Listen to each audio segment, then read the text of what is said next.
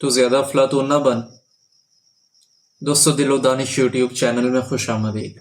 دوستو، اپنی زندگی میں کوئی اور تانا سنا ہو یا نہ سنا ہو، مگر کبھی امکان یہ ہے کہ آپ نے یہ تانا ضرور سنا ہوگا کہ تو زیادہ افلاطون نہ بن۔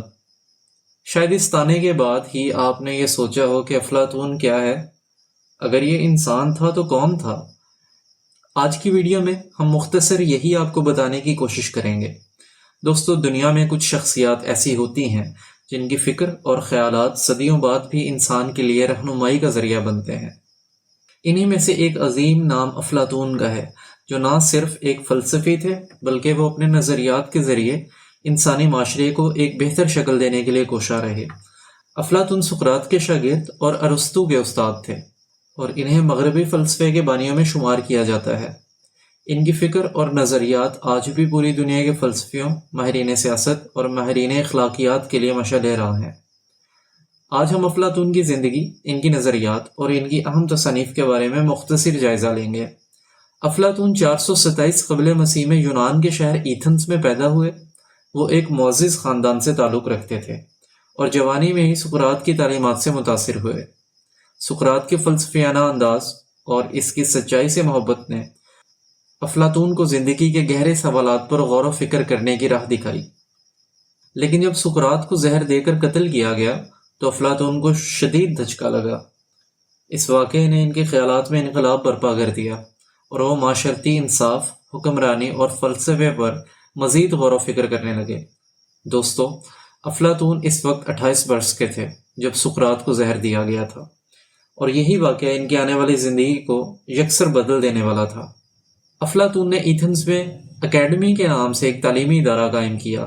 یہاں فلسفہ، منطق، سیاست اور دیگر علوم کی تعلیم دی جاتی تھی۔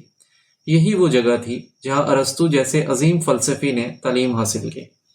افلاطون کا ماننا تھا کہ معاشرے کو سنوارنے کے لیے تعلیم بنیادی حیثیت رکھتی ہے، اور اس کا اثر آج بھی جدید تعلیمی نظام پر نظر آتا ہے۔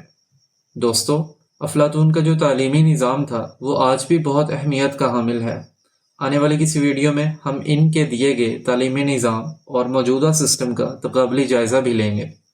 افلاطون نے زیادہ تر اپنے خیالات کو مکالموں کی شکل میں لکھا، جن میں مختلف کرداروں کے درمیان سوال و جواب کی صورت میں فلسفیانہ گفتگو کی گئی ہے۔ دوستو، آپ نے افلاطون کی مشہور کتاب دی ریپبلک کا نام ضرور سنا ہوگا۔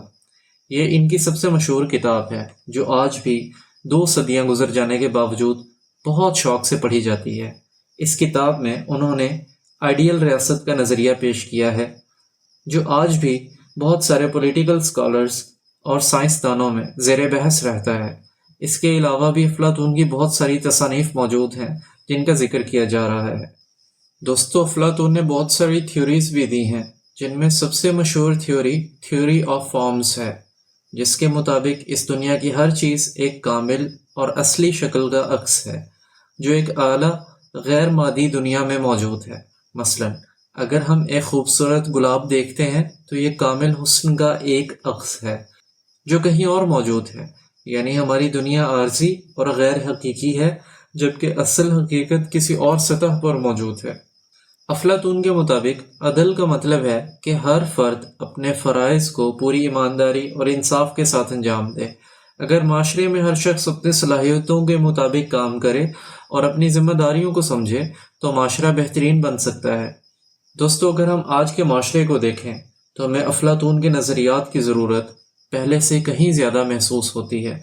آج ہم دیکھتے ہیں کہ اکثر حکمران علم و دانش اور انصاف سے محروم ہوتے ہیں، جس سے معاشرہ انتشار کا شکار ہو جاتا ہے۔ افلاطون کا نظریہ کہ حکومت صرف دانش مندوں کو دی جانی چاہیے آج بھی بہت اہم ہے۔ افلاطون نے اکیڈمی بنا کر ثابت کیا کہ ایک اچھے معاشرے کی بنیاد تعلیم پر ہے، لیکن آج دنیا میں تعلیم کو کم اہمیت دی جا رہی ہے، اور بہت سارے ایسے انفلوئنسر آپ لوگوں نے بھی دیکھے اور سنے ہوں گے جو یہ کہتے ہیں کہ تعلیم کی کوئی اہمیت نہیں ہے۔ اس طرح افلاطون کے جو مزید نظریات ہیں ان سے بہت رہنمائی لی جا سکتی ہے، جو آج بھی ہمارے لیے مددگار ثابت ہو سکتی ہے۔ دوستو، افلاطون صرف ایک فلسفی نہیں بلکہ ایک رہنما تھے، جنہوں نے حکمرانی، عدل، اخلاقیات اور تعلیم جیسے اہم موضوعات پر ایسی باتیں کی جو آج بھی قابل غور ہیں۔ افلاطون کا فلسفہ ہمیں یہ پیغام دیتا ہے کہ اگر ہم ایک بہترین اور انصاف پسند دنیا چاہتے ہیں تو ہمیں حکمت، علم اور سچائی کی راہ پر چلنا ہوگا۔ یہی حقیقی ترقی اور کامیابی کا راز ہے۔ دوستو، آج کی اس ویڈیو میں افلاطون کی زندگی اور ان کے کام کا مختصر جائزہ لیا گیا ہے۔ آنے والی ویڈیوز میں ان کی بہت ساری تصانیف اور تھیوریز کا تفصیل سے جائزہ لیا جائے گا۔ دوستو، اگر آپ افلاطون کے استاد سقراط کی زندگی کے بارے میں مختصر جاننا چاہتے ہیں تو یہاں کلک کر کے آپ ویڈیو دیکھ سکتے ہیں۔ آپ کو یہ ویڈیو کیسی لگی ہمیں کمنٹ میں ضرور آگاہ کیجیے گا۔ شکریہ۔